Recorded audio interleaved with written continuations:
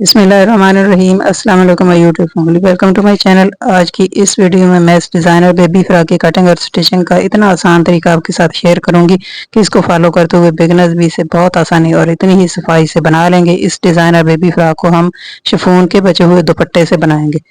तो चलिए बिना टाइम ज़ाया किए इसको बनाना हम शुरू करते हैं बहुत ही आसान तरीके से। पहले हम इसकी कटिंग अस्तर पर करेंगे। तो इसके लिए मैंने ये कपड़े के 2 पीस ले लिए हैं। इनकी चौड़ाई 16 इंच ली है मैंने और लंबाई 12 इंच है। ये देखें, इनको इस तरह से फोल्ड करेंगे और ऊपर वाली साइड शोल्डर का निशान लगाएंगे। शोल्डर 11 इंच है तो इसको मैंने हाफ कर लिया और 5.5 इंच पर ऊपर वाली साइड ओपन साइड पे निशान लगाया। आर्म होल भी 6 इंच लिया है तो इस तरह आर्म होल का भी निशान लगा लिया। तो आर्म होल इधर से 2.5 इंच है। अब यहाँ किनारे से इंची टेप को इस तरह से रखेंगे और 2.5 इंच पर निशान लगा लेंगे। अब इन दोनों निशानों के ऊपर इंची टेप को इस तरह से रखेंगे और एक लाइन लगा लेंगे। अब इस कोने से राउंड शेप देंगे और आर्म होल की शेप बना लेंगे। अब ऊपर वाली साइड नेक विड्थ लेंगे। तो नेक विड्थ 5 इंच है तो मैंने इसका हाफ ले लिया और फोर साइड से 2.5 इंच पर निशान लगा दिया। तो बैक नेक की डेप्थ 2 इंच लेंगे। इस तरह 2 इंच पर एक निशान लगा लिया। फ्रंट नेक मैंने 3 इंच लिया है तो इस तरह एक निशान 3 इंच पर लगा लिया। अब इसी तरह से नेक विड्थ वाले 2.5 इंच वाले निशान के सामने भी 2 निशान लगा लेंगे। एक 2 इंच पर लगा लेंगे बैक नेक के लिए और फ्रंट नेक के लिए 3 इंच पर लगा लेंगे। अब इन निशानों को इस तरह से मिलाएंगे और एक स्केयर बना लेंगे। ये देखें, फ्रंट के लिए भी मैंने स्केयर बना लिया और बैक के लिए भी। अब इस स्केयर के कोने पर इंची टेप को इस तरह से तिरछा रखेंगे और 1 इंच पर निशान लगाएंगे और फिर इस निशान को इस तरह से मिलाते हुए राउंड शेप दे लेंगे। इसी तरह से फ्रंट नेक की भी राउंड शेप दे लेंगे। तो ये देखें, ये मैंने फ्रंट और बैक दोनों की राउंड शेप दे ली है। अब आर्म होल के किनारे पर हाफ इंच पर निशान लगाएंगे और इस तरह से एक तिरछी लाइन लगाकर इसे नेक विड्थ वाले निशान के साथ मिला देंगे। तो अब नीचे वाली साइड भी हाफ इंच पर इस तरह निशान लगाएंगे और इसे आर्म होल वाले निशान के साथ इस तरह से मिलाकर एक तिरछी लाइन लगा लेंगे। अब नीचे कोने पर 1 इंच पर निशान लगाएंगे और नीचे वाली साइड से इस तरह से राउंड शेप देंगे। तो इस तरह से ये मार्किंग हो गई है। तो अब इन निशानों के ऊपर से इसकी कटिंग कर लेंगे। तो ये देखें, पहले आर्म होल वाली साइड से कटिंग कर लेंगे। चाक के निशान के ऊपर ऊपर से इस तरह से कटिंग करेंगे और नीचे तक कर लेंगे। तो ये देखें, ये मैंने नीचे तक इसकी कटिंग कर ली है। अब नेक की कटिंग करेंगे। तो पहले बैक नेक वाले निशान के ऊपर से कटिंग करेंगे और बैक पार्ट को निकाल देंगे। फ्रंट नेक को फिर से फोल्ड करेंगे और फ्रंट नेक वाले निशान के ऊपर से फ्रंट नेक की कटिंग कर लेंगे। तो ये देखें, ये फ्रंट नेक की कटिंग भी मैंने कर ली है। इस तरह फ्रंट और बैक के ये दोनों पार्ट्स तैयार हो गए हैं। अब इनको साइड पे रखेंगे और अस्तर वाले कपड़े पर घेर की कटिंग करेंगे। तो इसके लिए मैंने कपड़े के 2 पीस ले लिए हैं। इनकी विड्थ 25 इंच ली है और लेंथ 13 इंच है। तो ये देखें, 25 इंच विड्थ और 13 इंच लेंथ के ये 2 पार्ट मैंने ले लिए हैं और इनको फोल्ड करके इस तरह से ऊपर नीचे सेट कर लेंगे।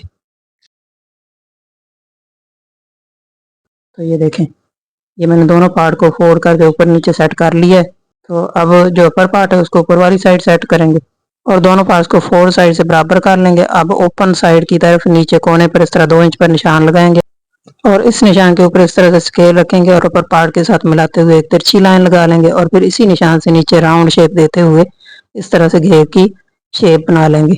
अब इस निशान के ऊपर से इसकी कटिंग कर लेंगे। तो ये देखें, इस तरह से ये घेर की कटिंग भी मैंने कर ली है। अब इसको भी साइड पे रख देंगे और अस्तर पर ही पहले स्लीव्स की कटिंग कर लेंगे। तो ये देखें, स्लीव वाले इस पीस की लेंथ 10.5 इंच है और विड्थ मैंने 7.5 इंच ली है। तो अब यहाँ से इस तरह से 7 इंच पर एक निशान लगा लेंगे दोनों तरफ और एक निशान 3.5 इंच पर लगा लेंगे दोनों तरफ। अब इन निशानों के ऊपर स्केल रखेंगे और इस तरह चौक के साथ इन दोनों को मिलाकर लाइन लगा लेंगे। तो ये देखें, इस तरह स्लीव के 3 पार्ट्स बन गए और तीनों की लेंथ 3.5 इंच है। अब इस तरह ऊपर वाले पार्ट के सेंटर में भी एक लाइन लगा लेंगे। इन दोनों लाइनों के दरमियान ये जो फासला है ये भी 3.5 इंच है। ये देखें, तो अब इन दोनों लाइनों के ऊपर इस तरफ भी 3.5 इंच पर निशान लगाएंगे। ऊपर वाली लाइन के ऊपर भी 3.5 इंच पर निशान लगाएंगे और नीचे वाली लाइन के ऊपर भी 3.5 इंच पर निशान लगा लेंगे। अब इन दोनों निशानों के ऊपर इस तरह से स्केल रखेंगे और दोनों को मिलाकर एक लाइन लगा लेंगे। अब इस लाइन के सेंटर में 1.25 इंच पर निशान लगाएंगे। इसी तरह से इस साइड भी 1.25 इंच पर निशान लगा लेंगे सेंटर में। तो यहाँ पर 2 इंच पर निशान लगाएंगे। ऊपर वाली साइड भी 2 इंच पर निशान लगा लेंगे। यहाँ इस लाइन के ऊपर 4 इंच पर निशान लगा लेंगे। अब इस 2 इंच वाले निशान के सामने हाफ इंच पर निशान लगाएंगे। इसी तरह ऊपर वाली साइड भी 2 इंच वाले निशान के सामने हाफ इंच पर निशान लगा लेंगे। अब इन निशानों को मिलाकर इस तरह से कर्व शेप देंगे और आर्म होल की शेप बनाएंगे। तो पहले जो दूसरी लाइन है इसके ऊपर इस तरह से कर्व शेप देते हुए शेप बना लेंगे और फिर ऊपर वाले निशानों को इस तरह से मिलाते हुए कर्व शेप देंगे।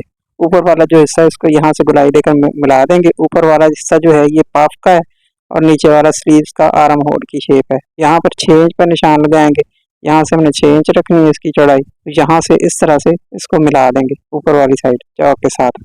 तो अब इस निशान के ऊपर से इसकी कटिंग कर लेंगे। तो ये देखें, यहाँ तक कटिंग करने के बाद अब यहाँ ये जो कोने पर पाफ वाला हिस्सा है यहाँ पर एक काट लगा लेंगे और एक काट ऊपर सेंटर में लगा लेंगे।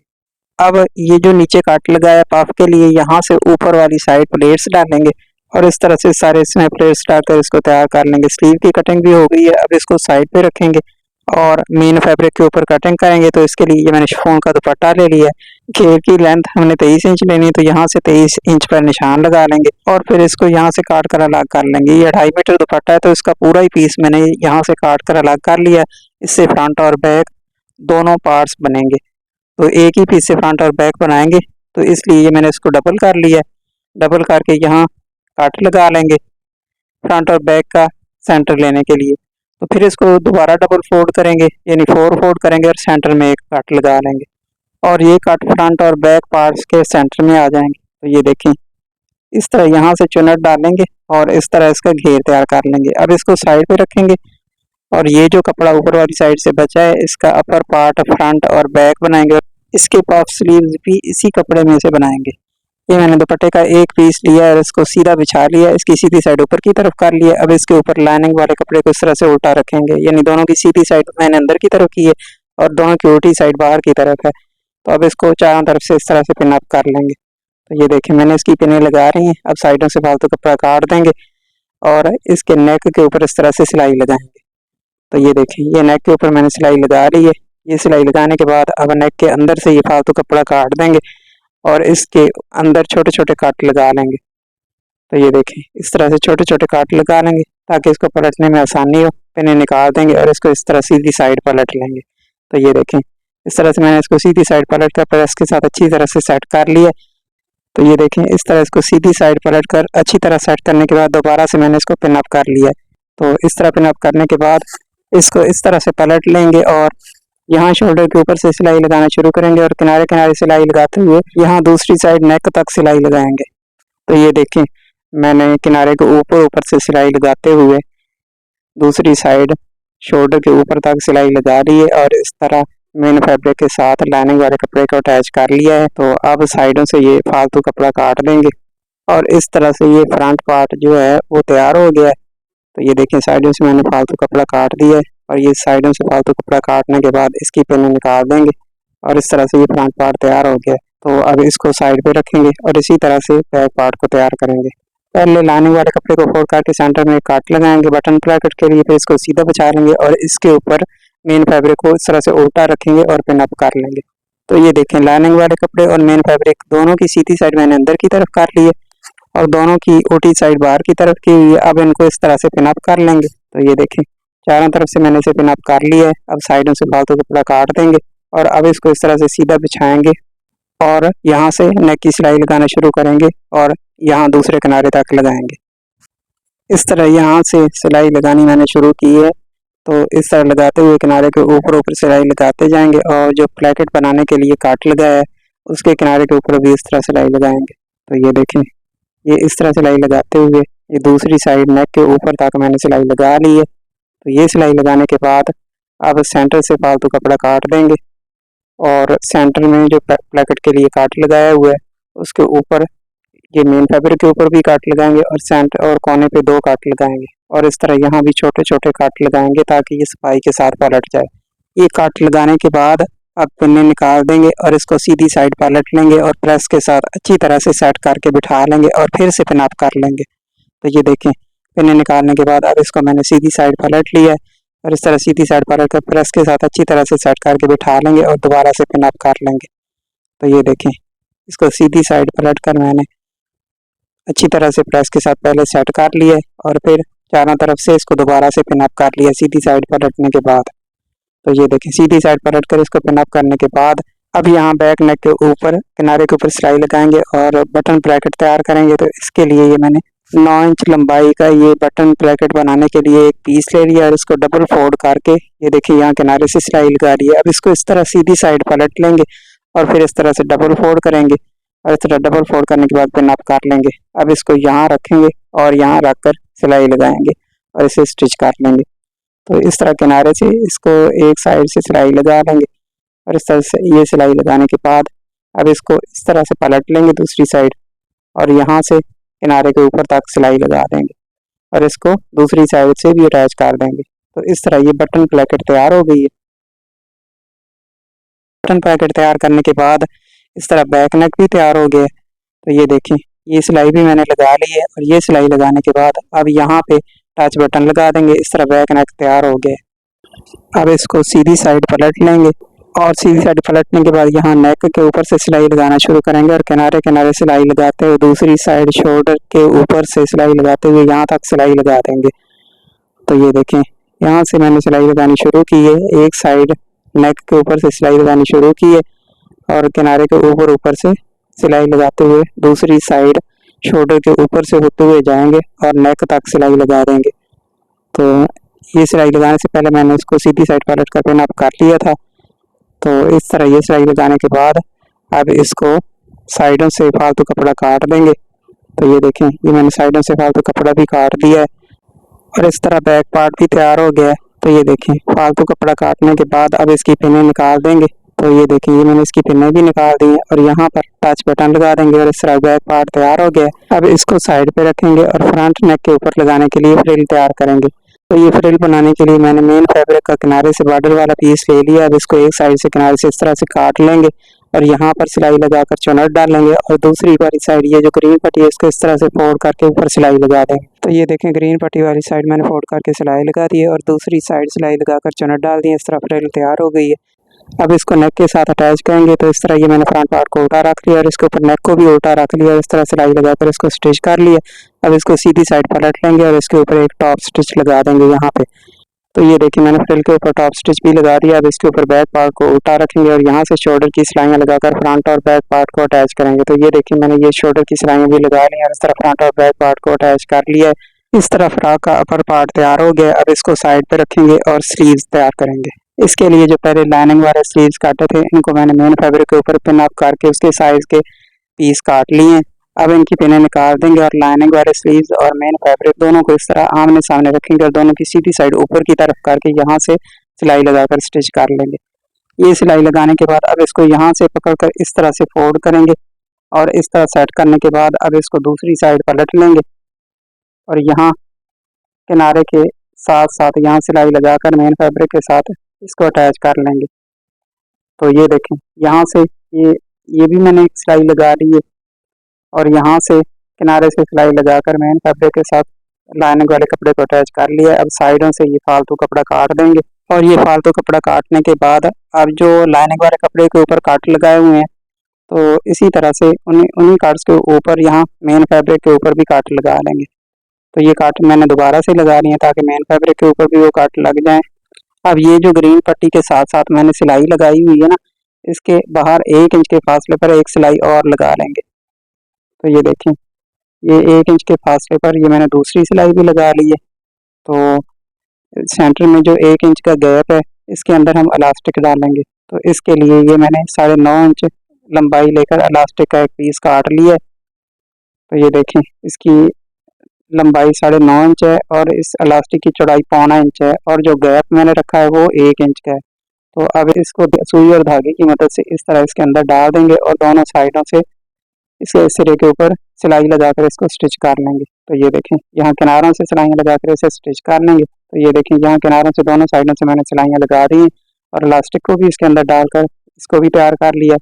अब यहाँ ये देखें इस तरफ इलास्टिक डालिए और इन कार्ड्स के अंदर प्लेट्स डालेंगे और इस तरह पफ स्लीव तैयार हो जाएंगे। तो सेंटर वाले कार्ड से इस तरह प्लेट्स डालना शुरू करेंगे और जो साइडों के ऊपर 2 कार्ड लगाए हुए हैं वहाँ तक इस तरह प्लेट्स डालकर इनको पिन अप कर लेंगे। तो ये देखिए छोटी छोटी प्लेट्स डालकर मैं इनको पिन अप कर रही हूँ। जो साइडों के ऊपर जो 2 कार्ड लगाए हुए हैं वहाँ तक इस तरह प्लेट्स डालकर पफ बनाएंगे। तो ये देखें दोनों साइडों से सेंटर से मैंने प्लेट्स डालनी शुरू की हैं और साइडों वाले कार्ड तक ये इस तरह प्लेट्स डालकर पिन अप कर लिया मैंने इसको। अब यहाँ इसके ऊपर सिलाई लगाएंगे और इनको स्टिच कर लेंगे।